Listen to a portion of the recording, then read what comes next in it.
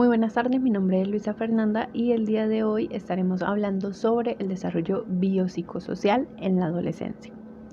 La adolescencia es un periodo de la vida más o menos largo que presenta variaciones en los diferentes medios sociales. Es considerada como una transición del desarrollo que implica cambios físicos, cognitivos, emocionales y sociales, y que adopta distintas formas en diferentes escenarios sociales, culturales y económicos. Ofrece oportunidades para crecer no solo en relación con las dimensiones físicas, sino también en la competencia cognitiva y social, la autonomía, la autoestima y la intimidad. Desarrollo biosocial. Como se dijo anteriormente, la adolescencia es una etapa con infinidad de cambios drásticos e importantes. Es un periodo de desarrollo crítico, puesto que es la etapa comprendida entre el final de la niñez y el comienzo de la edad adulta.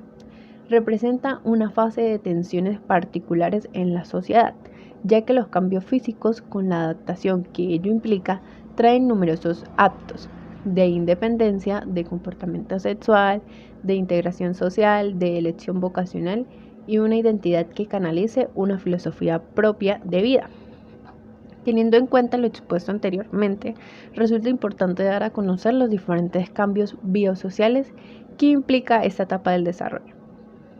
Desde una perspectiva biológica, la etapa adolescente se caracteriza por cambios impresionantes en el cuerpo. Entre estos cambios podemos encontrar la tasa de crecimiento físico, en donde el crecimiento se acelera de manera repentina, la maduración de los órganos sexuales, el crecimiento del vello púbico, axilar y facial, y la liberación y circulación de las hormonas que actúan sobre los testículos en el caso de los hombres y sobre los ovarios en el caso de las mujeres, para así estimular la producción hormonal necesaria para la reproducción. Por su parte, las características del desarrollo social y emocional en esta etapa resultan de la interacción entre el desarrollo alcanzado en las etapas anteriores del ciclo vital, factores biológicos propios de esta etapa y la influencia de varios determinantes sociales y culturales. El desarrollo emocional se relaciona con la habilidad de manipular o autorregular las emociones, y el desarrollo social con la capacidad para enlazarse eficazmente con otros individuos. Esta etapa es un proceso que varía dependiendo de cada individuo, su crecimiento y desarrollo biológico, psicológico y social. El desarrollo de estas dos características cumple con la función de facilitar la naciente autonomía en el adolescente, influye en el proceso de exploración y afianzamiento de la identidad, amplía la perspectiva de las costumbres y reglas sociales y abastece el contexto para el entrenamiento de habilidades y la complacencia de una cadena de necesidades interpersonales. Desarrollo cognitivo. Según Piaget, el desarrollo del ser humano se produce por etapas como resultado de la interacción de los esquemas cognitivos que poseen las personas con el medio. Dos ideas importantes de su teoría son las siguientes. La interacción con el medio ambiente hace que las personas se desarrollen y adquieran estructuras de pensamiento cada vez más sofisticadas, y la inteligencia es la capacidad que le permite al ser humano adaptarse al medio. Desde sus estudios, Piaget señala que junto con la capacidad para razonar de forma abstracta y lógica, los adolescentes son capaces de procesar mejor la información, a partir de capacidades crecientes relacionadas con la atención, la memoria y las estrategias para adquirir y manipular la información. Por medio de la acumulación de conocimientos que va aparejada al crecimiento en estas edades, facilita asimismo la mejora de estas habilidades en el procesamiento de la información y de razonamiento, desarrollando sustancialmente sus habilidades para pensar sobre el pensamiento, es decir, la metacognición, que implica ser capaz de reflexionar sobre los propios procesos cognitivos y desplegar un control sobre la ejecución. Desarrollo del yo. Durante los años de la adolescencia aparecen en escena la búsqueda de la identidad, definida por Erikson como una concepción coherente del yo, compuesta por metas, valores y creencias, con la que la persona establece un comportamiento sólido. El desarrollo cognitivo de los adolescentes le permite construir una teoría del yo, basada en la autoconcepción, que es la imagen que cada persona tiene de sí misma, que se muestra de varias formas, como a través de nuestros pensamientos, sentimientos y o de la forma de relacionarnos con otras personas. Se trata de conocernos, de analizar cómo percibimos nuestra forma de pensar, nuestras creencias y nuestro comportamiento. Por su parte, la autopercepción está íntimamente relacionada con la autoestima, en donde esta última se define como la valoración positiva o negativa que el sujeto hace de su autoconcepto. Este es el proceso más intenso del desarrollo de un individuo, ya que es el momento en el que se forma su identidad, pero sigue conociéndose y aprendiendo sobre sí mismo durante toda su vida, al mismo tiempo que se sigue evolucionando.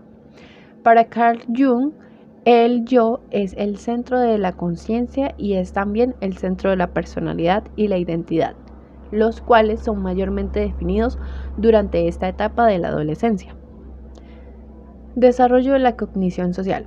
La cognición social se refiere al conjunto de operaciones mentales que subyacen en las situaciones sociales. Por tanto, incluye los procesos implicados en la percepción, interpretación y generación de respuestas ante las interacciones, disposiciones y conductas de los demás. La cognición social alude a la forma en que pensamos sobre los demás, pues a través de ella entendemos las emociones, los pensamientos, intenciones y conductas sociales de los demás. David Elkind considera que el desarrollo adolescente se puede dividir en dos tipos de pensamiento social. Primero, la audiencia imaginaria, que se asocia a comportamientos destinados a llamar la atención, es decir, que los adolescentes durante la adolescencia temprana sienten que están en el centro del escenario, creyendo que son los actores principales y todas las demás personas son la audiencia. Y la exclusividad personal, que es la parte de egocentrismo adolescente, referida a la sensación de ser único. La sensación de ser único lleva a muchos adolescentes a pensar que pueden entender cómo se sienten realmente. Por ejemplo, un adolescente no puede creer que su madre no pueda entender lo dolida que está porque su novio la terminó. Desarrollo moral. Lawrence Kohlberg creía que el desarrollo moral se basa prioritariamente en el razonamiento moral y para esto hipotizó 3 niveles de desarrollo moral, cada uno de los cuales consta de 2 etapas diferentes.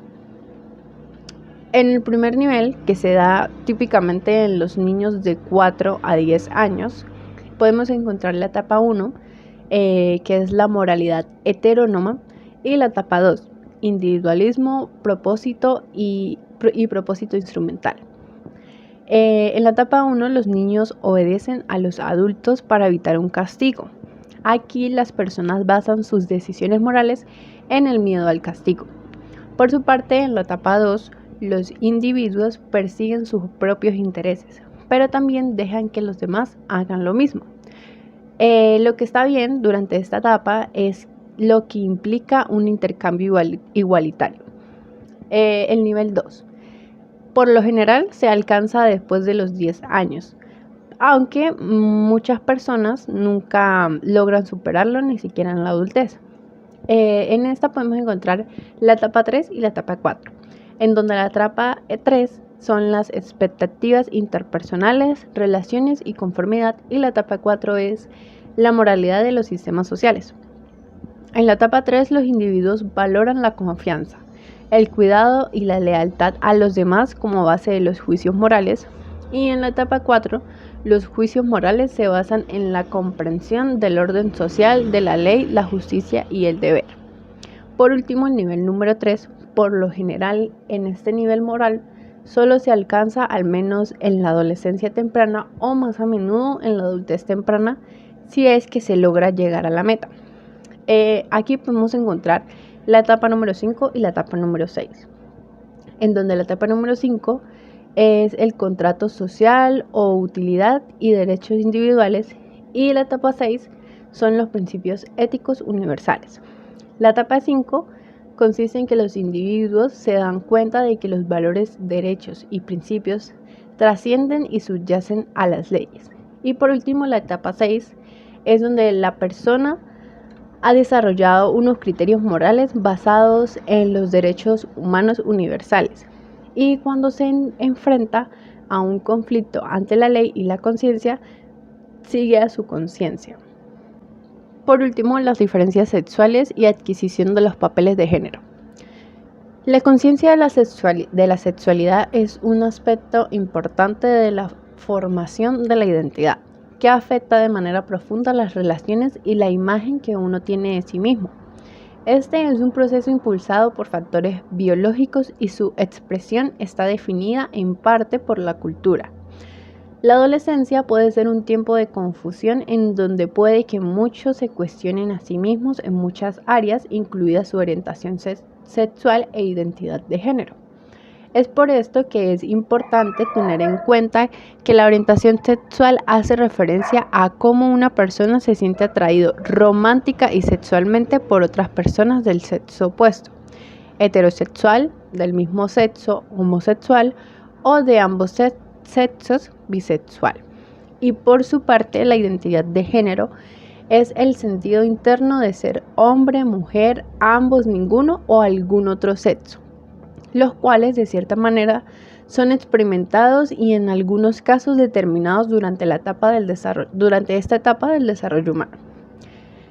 En conclusión, podemos decir que la adolescencia es la etapa del desarrollo más definitoria y complicada del desarrollo humano, por el simple hecho de que los cambios se presentan de manera más evidente y de cierta manera nosotros somos más conscientes de lo que está pasando.